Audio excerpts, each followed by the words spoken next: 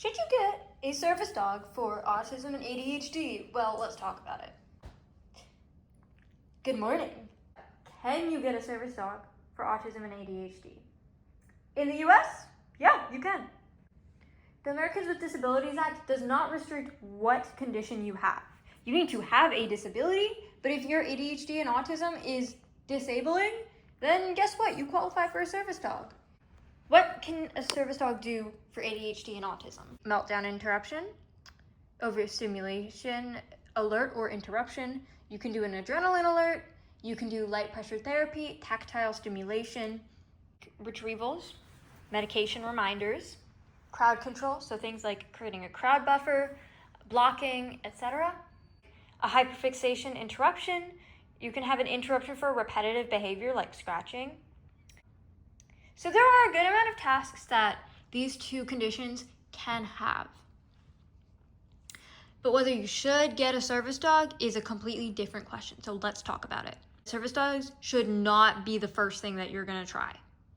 If you're gonna try something, you need to start with therapy, lifestyle changes, and medication.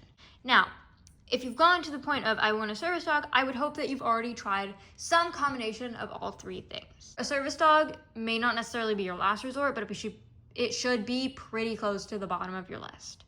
Consider when getting a service dog are that if you have autism and you have coexisting social anxiety, or you just want to go and not get crowded, you will probably wind up getting a lot of attention from a service dog. Also, service dogs are a lot of time, even if you get a program dog. You need to make sure you're able to walk it, feed it, etc. Working dogs are great, but they also do need a job. So if you don't give them a job, they will give themselves a job, and that is not something you want. Now, let's say you've decided to go ahead and get a dog. You want to get a service dog. Well, how do you go about that? There's two main ways. You can either try to train the dog yourself, or you get a program dog. Program dogs are way more expensive. However, the good news is that they are less training on your part because they will come fully trained.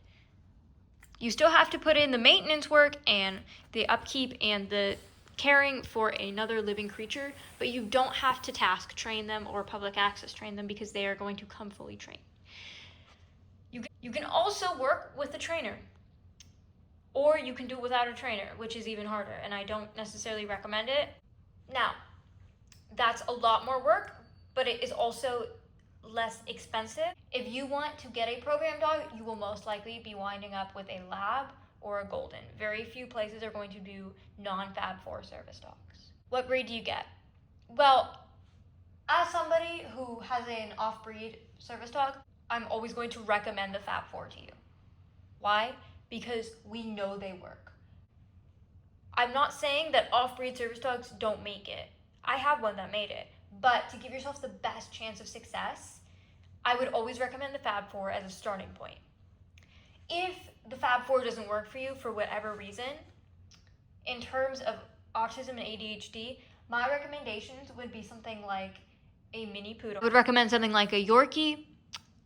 I would recommend a Pomeranian, a Maltese, even a Chihuahua. You kind of want to see what kind of fur type you want if you're doing tactile stimulation, but those are good smaller dogs for you to get. However, keep in mind that especially the Yorkie, the Pom, and the Chihuahua are going to be louder dogs because they were bred as watchdogs.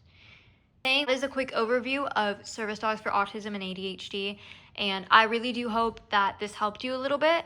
If you have any questions, please make sure to put them in the comment section, and if you like this video, like, comment, and subscribe, and we will see you in the next one.